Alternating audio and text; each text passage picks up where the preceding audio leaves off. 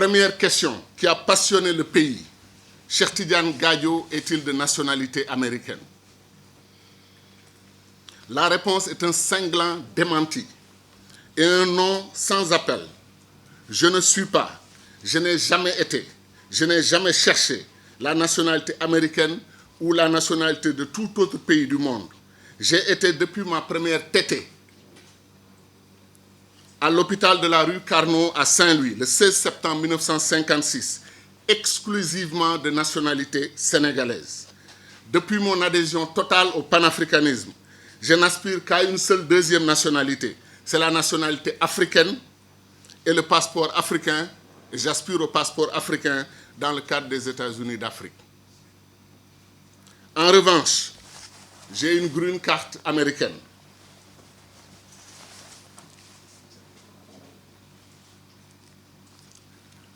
La voici. Et si vous voulez, elle peut faire le tour de la table. Vous pouvez noter les références, numéro de la green card, etc. J'ai une green card américaine depuis 1999, qui a été renouvelée en 2010, curieusement d'ailleurs, parce que les green cards durent 10 ans. Oui.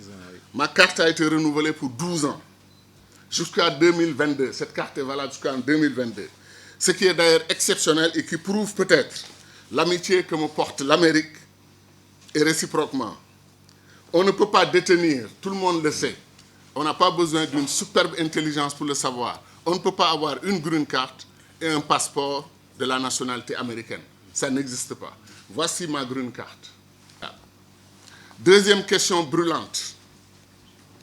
Gadio a-t-il organisé un acte de corruption avec la compagnie CFC afin de toucher une commission de 400 000 $? La réponse est dans l'acte posé par la justice américaine, qui a annulé toutes les poursuites pour corruption ou actes de blanchiment et a concentré ses investigations sur la compagnie chinoise et les 2 millions de $ qu'elle a voulu délivrer en cash au président du Tchad, qui a non seulement rejeté avec force l'acte posé par les Chinois, mais a failli les expulser manu militari de son pays. Les Chinois le savent, puisqu'il le leur a signifié en ma présence. Ce que vous trouverez certainement renversant. Il n'y a eu aucune transaction pétrolière au Tchad entre la compagnie chinoise en question, le gouvernement tchadien et mon cabinet de consultation. Aucune. Aucune transaction. Aucune transaction. Aucune transaction entre le gouvernement du Tchad, CFC et mon cabinet. Aucune. Le deal n'avait pas abouti.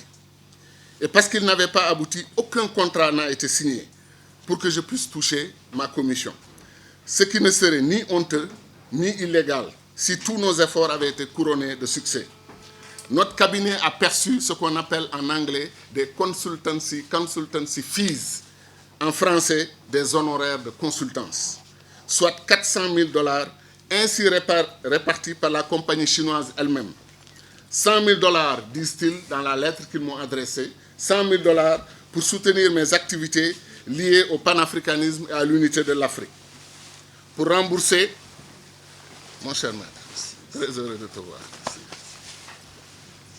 Notre cabinet a perçu des consultancy fees ou des honoraires de consultance, soit 400 000 $ ainsi répartis par la compagnie chinoise elle-même.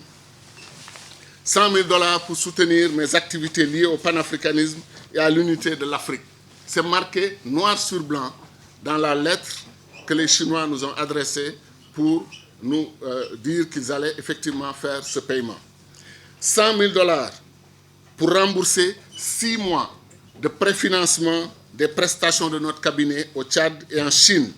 Voyage, per diem, hôtel, entre septembre 2014 et mars 2015. 200 000 $ pour nos honoraires. Troisième question. Gadio a-t-il participé à une opération de blanchiment d'argent? L'annulation de cette accusation par la justice américaine répond en grande partie à cette question. Un vétéran banquier sénégalais m'a toujours dit qu'il n'a jamais vu quelqu'un blanchir de l'argent dans son propre compte. En général, les spécialistes de ce genre d'opération, blanchiment, savent créer des sociétés écrans et utiliser des prête-noms. Mais signer Gadio, tout en essayant de cacher ce compte, serait difficile à croire. Mon partenaire et moi avions ouvert un compte à Dubaï pour tous les avantages que l'on sait et n'avions pas hésité à transférer une partie de ces fonds de Dubaï sur notre compte Citibank à Washington, D.C., comme sur nos comptes à Dakar. Comment des blanchisseurs, entre guillemets, qui forcément se cachent, peuvent faire des mouvements de fonds vers Washington, vers Dakar, en signant avec leur nom sans aucun souci. Cet argument, plus que convaincant, a prospéré avec la justice américaine, puisque là aussi, la plainte a été totalement annulée. Quatrième question, liée aux troubles créés sciemment dans l'esprit des Sénégalais et des Africains.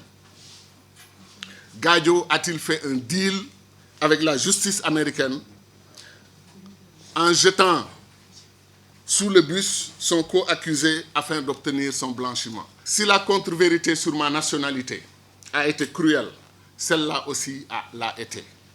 Primo, ceux qui ont construit cet argument l'ont fabriqué tranquillement, puisqu'ils ont lancé la bataille pour décrédibiliser ma victoire face à l'adversité, sans jamais avoir posé un seul regard sur l'accord de non-poursuite que j'ai signé, qui s'appelle NPA, Non-Prosecution Agreement.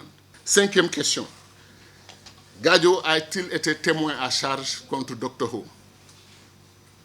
Quand j'ai dit au lead procureur, c'est-à-dire au magistrat principal qui pilotait ce dossier, quand je lui ai dit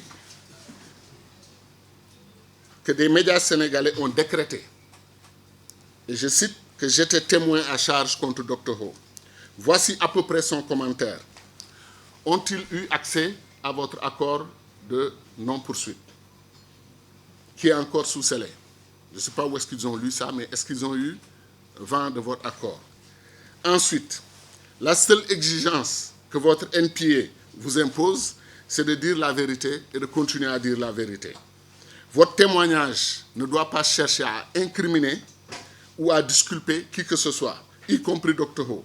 Puisque ce travail ne vous regarde pas, c'est à nous, procureurs, de l'incriminer et de le prouver coupable aux yeux du jury au-delà d'un doute raisonnable. Pour toutes ces raisons, mon témoignage a plus concerné ma présence lors des malheureux événements qui ont provoqué à juste titre la colère du président Déby et qui m'ont choqué moi aussi, puisque je n'en voyais ni l'utilité ni la nécessité. C'est l'histoire des cadeaux en question. Le président ayant ouvert sa porte à nos partenaires chinois, leur offrant d'excellentes perspectives de faire des business licites au Tchad, rien n'expliquait qu'ils fassent un tel cadeau. De l'argent dissimulé dans des cadeaux ne pouvait que soulever le courroux d'un chef d'État africain comme Déby, salué par beaucoup d'hommes d'affaires, comme quelqu'un qui vous demandera toujours d'envoyer vos donations et actes de générosité au trésor tchadien, pas à lui. Sixième question, qui a intéressé beaucoup de Sénégalais. Gadio soutient Macky Sall pour la présidentielle parce que Macky l'a fait libérer, entre guillemets, ou Macky l'a tiré d'affaire, entre guillemets, ou même mieux, Macky est intervenu auprès de Trump et de son administration.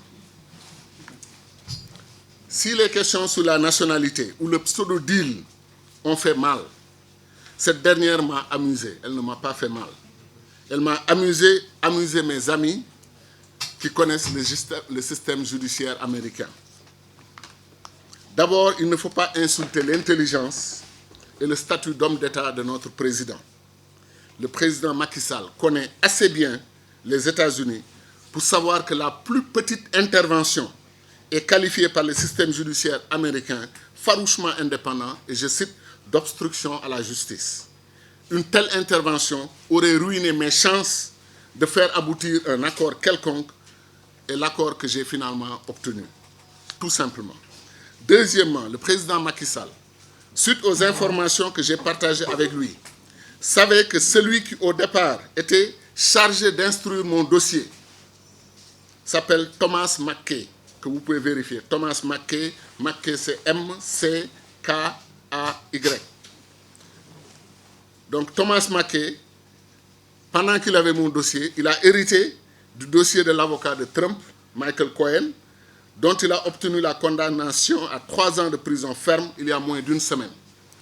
Tout le monde en Amérique sait qu'il poursuit avec vigueur le dossier des enfants de Trump et pourrait obtenir leur conviction et leur emprisonnement.